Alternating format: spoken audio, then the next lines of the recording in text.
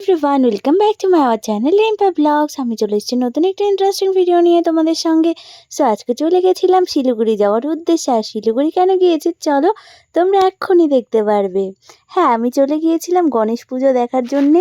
যদিও আমার একটু লেট হয়ে গেছিলো, আমি রবিবারে গিয়েছিলাম, তাই তোমাদের সঙ্গে ব্লগটা শেয়ার করতে একটু দেরি হয়ে যাচ্ছে। ভাই, গণেশ পুজো তো নয়, মনে হচ্ছিল আমি দুর্গা পূজার প্যান্ডেল দেখতে এসেছি। এত ভিড় বলার বাইরে। আর প্যান্ডেলগুলোও বেশ সুন্দর করেছিল। কারা কারা তোমরা দেখেছো শিলিগুড়ির প্যান্ডেলগুলো? আমার তো বেশ ভালো লেগেছে। এটা ছিল বিধান মার্কেটের যে প্যান্ডেলটা, সেটা। এতটা দেখো ভিড় এখানে বলার বাইরে। ভেবেছিলাম হয়তো আমি একটু লেটে যাচ্ছি, গিয়ে পুজো দেখতে পারবো কিনা, কিন্তু এসে তো আমি পুরোই এতটা ভিড়। আমি আগে তো ভিড় দেখেইছিলাম ভিডিওতে, দেখে পুরো ভিডিওগুলো মনে হচ্ছিল যাতে সবাই দুর্গাপুজোর প্যান্ডেল দেখছে। বাট হ্যাঁ, আমি রবিবারে গিয়েও সেই ফিলটাই পেলাম। মনে হচ্ছিল পুরো দুর্গাপুজোর লাইন দিয়ে যেমন প্যান্ডেল দেখি ঠিক তেমন। দেখো এখানে পুতুলগুলো ছিল, বেশ ভালো লাগছিল মাটির পুতুলগুলো, বাট একটু বেশি দাম চেয়ে নিচ্ছিল, তার জন্য আর নিইনি। তারপরে চলে এসেছে।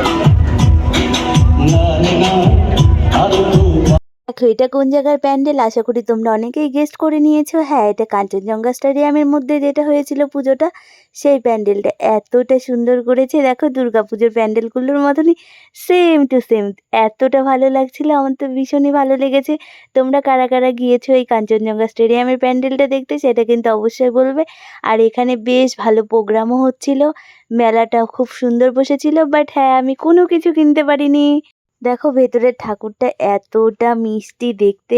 তোমরা কারা কারা গণেশ পুজোতে কেমন ঘুরলে সেটা কিন্তু অবশ্যই আমাকে কমেন্ট করে বলো।